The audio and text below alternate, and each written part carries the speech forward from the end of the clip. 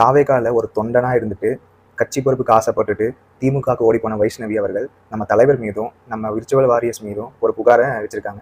அது என்ன புகார்னா, நம்ம வந்துட்டு ஓவரா அவங்கள வந்துட்டு அப்யூஸ் பண்றோம், சோஷியல் மீடியால ரொம்ப போர்ட்ரேட் மாதிரி பண்றோம் அப்படின்னு சொல்லிட்டு அவங்க ஒரு ஸ்டேட்மெண்ட்டை முன் வச்சிருக்காங்க. ஆனா இந்த ஸ்டேட்மெண்ட் எல்லாத்தையும் பாத்தீங்கன்னா, நம்ம வந்துட்டு விர்ச்சுவல் வாரியர்ஸ் வந்துட்டு எவ்வளோக்கு டீசெண்டா நம்ம வந்துட்டு மெயின்டைன் பண்ணி அவங்களை அட்டாக் பண்ணணுமோ அந்த அட்டாக் அவங்க பண்ணினாங்க தான். அதை வந்து மறக்கல, யாரும் மாற்ற முடியாது. ஆனா ஓவரா அவங்க அப்யூஸ் பண்ணாங்கன்னு சொன்னது இது எல்லாமே இப்போ ஆண்டுட்டு இருக்க பார்த்தீங்கன்னா இந்த திமுக அரசு தான். இவங்க ஃபுல் அண்ட் ஃபுல் அப்படியே டிவிகேக்கு எகென்ஸ்டாக எப்படி பண்ணணுமோ அதை அப்படியே மாற்றி டிவிக்கே ஒரு பேரில் ஒரு ட்விட்டர் அக்கௌண்ட்டை கிரியேட் பண்ணி இவங்களை அப்யூஸ் பண்ணிட்டு இவங்களே போய் கம்ப்ளைண்ட் கொடுக்குற மாதிரி தானே இருக்குது. நீங்கள் பார்த்துருப்பீங்க நிறைய அக்கௌண்ட் அவங்க அப்யூஸ் பண்ண அக்கௌண்ட்லாம் பார்த்தீங்கன்னா அவங்க ஆக்சுவல் விர்ச்சுவல் இருக்க மாட்டாங்க.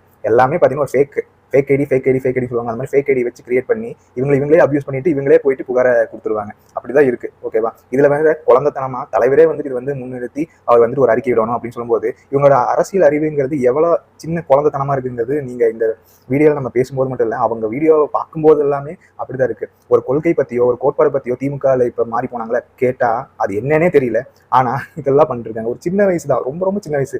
இந்த வயசுல இவங்க அரசியல் வந்தது ரொம்ப சந்தோஷம் தான். ஆனா எல்லாமே அடிப்படையா தெரிஞ்சுட்டு வந்துட்டு நம்ம பண்ணணுங்கிற ஒரு அவங்களுக்கு ஒரு மைண்ட் செட் இல்லாதனால இப்ப எப்படி இருக்குன்னா எல்லாமே குழந்தைத்தனத்திலும் ரொம்ப குழந்தைத்தனமா ஒவ்வொரு விஷயம் பண்ணிட்டு இருக்காங்க. இதெல்லாம் பார்க்கும்போது சிரிப்பா தான் இருக்கு. ஏன்னா இவங்களையும் கூப்பிட்டு ஒரு மீடியாக்காரங்க வந்துட்டு நம்ம மீடியா சொல்ல தேவையில்லை. ஆகும்னா சும்மா ஒருத்தன் ஏதாவது இது பண்ணா வந்து அவங்க ஆக்சுவலாக அவங்க ஒரு பொறுப்பே இல்லைங்க.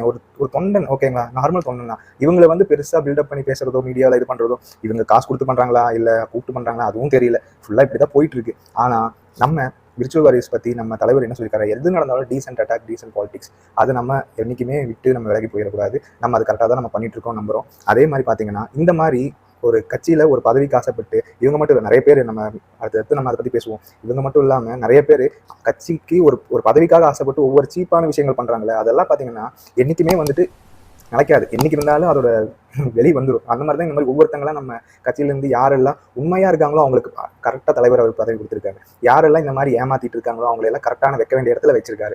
அதுல நம்ம தலைவர் எப்பவுமே கிரேட் தான். நம்ம தளபதி தான்.